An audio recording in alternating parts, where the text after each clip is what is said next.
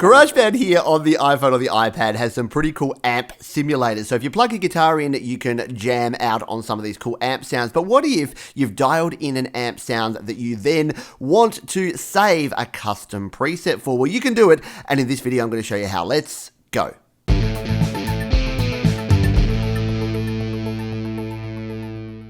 Hi, my name is Pete. This is Studio Live today, where I help you create, record, and release your best music. And this will be a pretty quick one because I'm just playing around here. I've got my guitar and my microphone plugged in through my Steinberg UR12 interface. If you want to know how to do that, as well as how to connect your guitar through a bunch of other different devices, and even cheap ones starting at just $10, I will link some videos down in the description and up the top there right now. But assuming you know how to and can connect your guitar to your iPhone or your iPad like I have here, then there's a lot of cool things that you can do in here in terms of playing through some amp simulators. But once you've dialed in all those settings and spent that hard work getting your tone sounding awesome, how do you save it so you can use it at a later date? So let's go ahead and do that now. Now, I've already recorded a little bit of a solo here, but I'm going to delete that because we'll redo that in this video.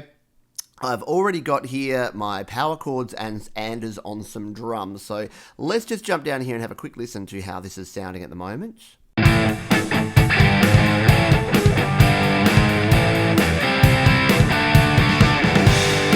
So we've just got some very basic sort of power chords there, and then we've got our lead part here. So what I want to do is let's find a really cool lead tone, and then we can actually save this preset and then record a cool track with it. So I've used the double and delay here. So let's just go back a step actually. I'm going to delete this track, delete there.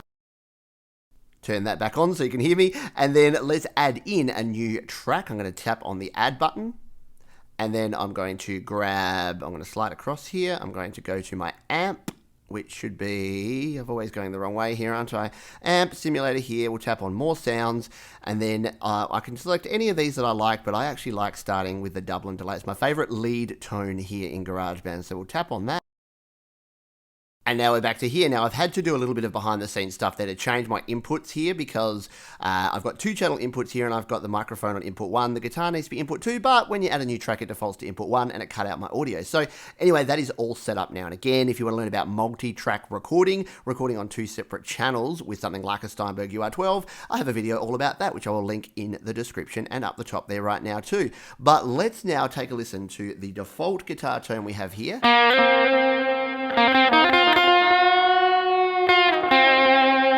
So it sounds pretty cool, yeah, but let's see if we can get a little bit more flavor into this one. We'll tap on the amp here, and we'll jump into the amp settings. So here is our amp, the English combo. Let's say we wanted to add a little bit of reverb to this sound. Let's pump up the reverb. Yeah, a bit of reverb to go with our delay. That's cool. And let's just bring back the treble and the mids here a little bit, just to have a little bit of fun here. And then let's grab our stomp box here.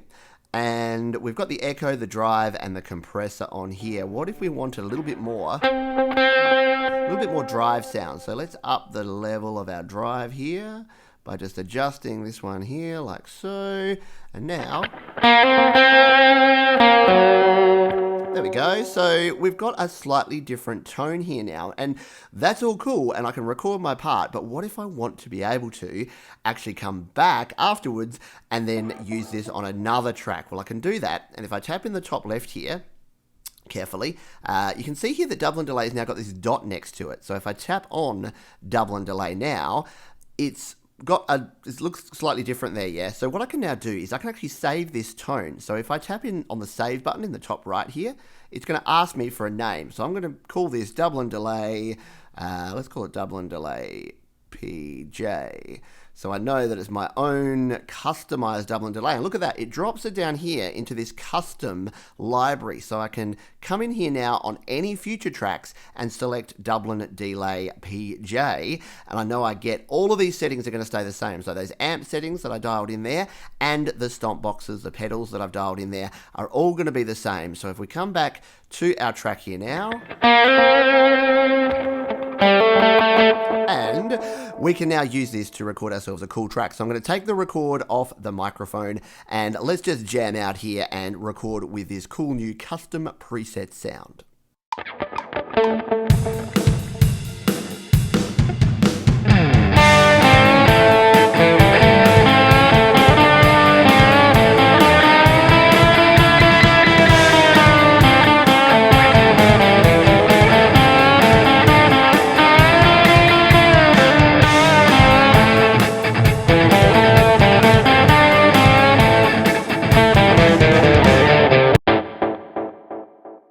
And there we go. There is our new guitar tone to go with our old one. Now, you can see that this power chord one I recorded at a too higher input gain. I used my other interface for that, and I had the gain set too high. But this one is sitting quite nicely there. I might just need to adjust some of these volumes, but let's do that now, and let's play this back now. Now, thank you for watching here today. If you've got any comments, questions, or suggestions about this, or you'd like to see more guitar recording videos here on the channel, definitely let me know down in the comments. And until next time, keep rocking and keep shredding on guitar here in GarageBand.